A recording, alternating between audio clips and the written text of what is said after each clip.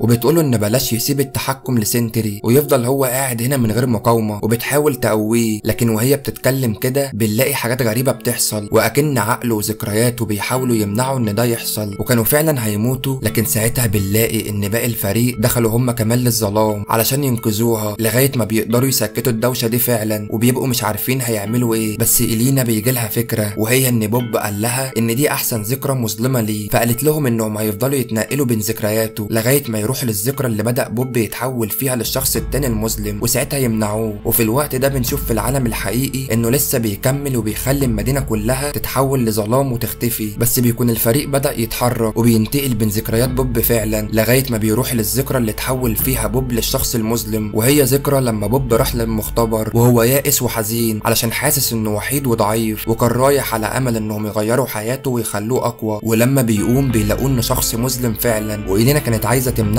بس بيقدر انه يكتفها ويكتف كل الفريق، وبوب بيحاول يمنعه بس الجانب الأسوأ منه بيقوله انهم بيضحكوا عليه ومش بيحبوه وانه مش مهم بالنسبة لحد، وإيلينا بتقوله انه بيكذب عليه بس بيمنعها وبيخليها تسكت، وبيفضل يستفز بوب وبيقوله ان الناس كلها بتكرهه وان مفيش حد بيحبه، فبيتعصب وبيروح علشان يضربه ويهزمه لكن مش بيعرف، والجانب المظلم هو اللي بيفضل يضرب فيه، لكن ساعتها بوب بيقوم بكل غل وغضب وبيفضل يضرب فيه، بس ساعتها إيلينا وباقي الفريق بيفهموا خطة الجانب المظلم وهي انه بيستفز بوب علشان يتعصب ويغضب ويتحول لمظلم زيه هو كمان من كتر الغضب، وده فعلا اللي بيحصل، وبيبدأ يتحول لمظلم زيه هو كمان بالتدريج، وبكده مش هيبقى فيه بوب موجود اصلا وهيتحول كله لظلام، وإيلينا بتحاول تمنعه بس مش بيسمعها، فساعتها جرين جاردن بيساعدها وبيفكها وهي رايحاله بتبدأ الذكرى تمنعها بس بتتغلب عليها وبتروح له فعلا، وقبل ما يتحول كله لشخص مظلم بتحضنه وبتقوله انها جنبه وبتحبه، وساعتها كل الفريق بيفك نفسه وبيروحوا له وبيقولوا له انهم جنبه وبيحبوه وانه ما يتحولش زيه علشان هم حابينه وهو بوب، وفعلا بيلحقوه قبل ما يتحول وبيكونوا خلصوا على الجزء المظلم منه، وساعتها بيكونوا انتقلوا للعالم الحقيقي والشمس بترجع تاني والظلام بيختفي والناس اللي كانت اتحولت لظل بترجع تاني. وبنفهم انه لما كان بيحولهم لظل كان بينقلهم للذكرى الأسوأ في حياتهم وكانوا هيفضلوا محبوسين فيها للأبد. وهم واقفين بيلاقوا فالنتينا فبيتحركوا ناحيتها وبتجري منهم للناحية التانية وبيلاقوا نفسهم قدام صحافة كتير، وبنفهم انها كانت بتستدرجهم لهنا علشان يبقوا قدام الناس وقدام الصحافة، وبتقول لهم انها الفترة اللي فاتت كانت كل ده شغال علشان تبني فريق خارق علشان يحمي البلد من اي شر، وبتبقى بتعمل كده قدام الصحافة عشان تحمي نفسها ان مفيش حد منهم يخلص عليها. وبتقول لهم انها بتقدم لهم فريق الافنجرز الجداد، بس إلينا بتروح وبتقول لها ان هي اللي بعد كده اللي هتنفذ الاوامر. وبعد كده بنشوف مشهد في اخر الفيلم وبنفهم ان هم خلاص بقوا فريق الافنجرز الجداد بدل فريق ايرون مان، وبيبقوا متجمعين كلهم في مقرهم الجديد، وبنشوف جرين جاردن وهو لابس بدلته الجديده، وفجأة بتجيلهم مهمة جديدة وبيشوفوا سفينة جاية من الفضاء وبيبقى عليها شعار فريق فانتاستيك فور، وبكده بنفهم ان هيبقى ليهم ظهور في فيلم فانتاستيك فور واللي هيتعرض كمان شهر، واللي هنلخصه اول ما ينزل. فيا ريت تعمل سبسكرايب للقناه اللي هو اشتراك يعني، وتفعل زر الجرس عشان اول ما ننزل الملخص يجيلك اشعار. وبس كده فيلمنا خلص. فلو كملت الفيديو لحد هنا يا ريت تعمل ايموجي بالشكل اللي انت شايفه ده علشان اعرف كام واحد كمل الفيديو لحد الاخر، ويا ريت برضه تعملوا سبسكرايب للقناه اللي هو اشتراك يعني، وتفعل زر الجرس اهم حاجه عشان لما ننزل فيديو جديد يجيلك اشعار بيه، ويا ريت فعلا تقدر التعب ده وتعمل لايك، ده هيفرق معانا جدا. وبس كده نشوفكم في فيلم جديد ويلا سلام.